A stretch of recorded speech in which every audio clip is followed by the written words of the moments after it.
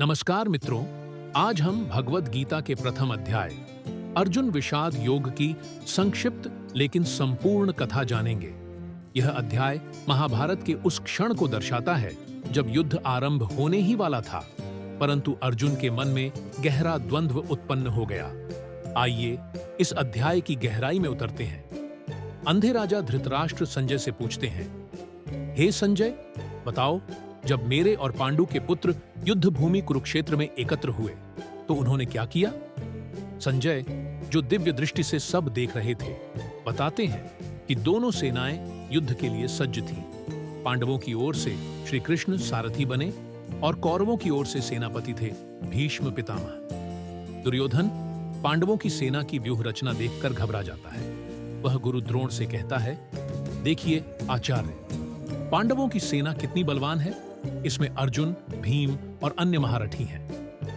वह अपने योद्धाओं के नाम गिनवाता है, भीष्म, कर्ण, कृपाचार्य, अश्वत्थामा और विकर्ण, और कहता है कि हमारी शक्ति असीम है क्योंकि हमारे साथ भीष्म पितामह है। इसके बाद भीष्म पितामह अपने शंख की गर्जना करते हैं। उनके पीछे पीछे कौरवों की सेना में शंख, नगाड़े, मृदंग और तुरही बजने लगते हैं। फिर पांडवों की ओर से श्री कृष्ण ने पांचजन्य, अर्जुन ने देवदत्त, भीम ने पौंड्र, युधिष्ठिर ने अनंत विजय और अन्य योद्धाओं ने भी अपने अपने शंख बजाए।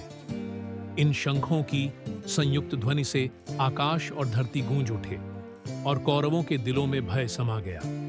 युद्ध के लिए तैयार खड़े अर्जुन अपने रथ को दोनों सेनाओं के बीच ले जाने को कहते हैं। वहां वे अपने रिश्तेदारों, मित्रों, गुरुओं और परिजनों को देखते हैं।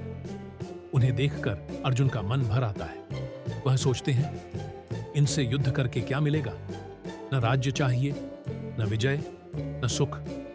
उनका शरीर कांपने लगता है, धनुष हाथ से गिरने लगता है। वे श्री कृष्ण से कहते हैं, हे मधुसूदन, मैं युद्ध नहीं कर सकता। अर्जुन धर्म, परिवार और रिश्तों की दुहाई देते हैं। वे कहते हैं, इस युद्ध से कुल का विनाश होगा, स्त्रियां भ्रष्ट होंगी, अधर्म बढ़ेगा। मैं इस अधर्म का कारण नहीं बन सकता। वे अपने रथ में बैठ जाते हैं और अपने धनुष बाण एक ओर रख देते हैं। अर्जुन पूर्णतः निराश हो जाते हैं और युद्ध से मुंह मोड़ लेते हैं। भगवान श्री कृष्ण अर्जुन की बात ध्यान से सुनते हैं। वे कुछ नहीं कहते क्योंकि अगले अध्याय में वे अर्जुन को वह उपदेश देने वाले हैं जो मानवता के लिए अमूल्य है, भगवद गीता। यह अध्याय यहीं समाप्त होता है। एक योद्धा जो युद्ध भूमि में खड़ा होकर लड़ नहीं पा रहा और एक मित्र जो उसे उसके धर्म की ओर प्रेरित करने वाला है। तो दोस्तों, यह था भगवद गीता के पहले अध्याय का सार, अर्जुन विषाद योग। एक अध्याय जो हमें यह दिखाता है कि संदेह, द्वंद्व और मोह कैसे हमें अपने कर्तव्य से भटका सकते हैं, लेकिन समाधान भी पास ही होता है, ज्ञान और भक्ति के रूप में। अगले अध्याय में हम जानेंगे श्री कृष्ण का दिव्य उपदेश। जय श्री कृष्ण।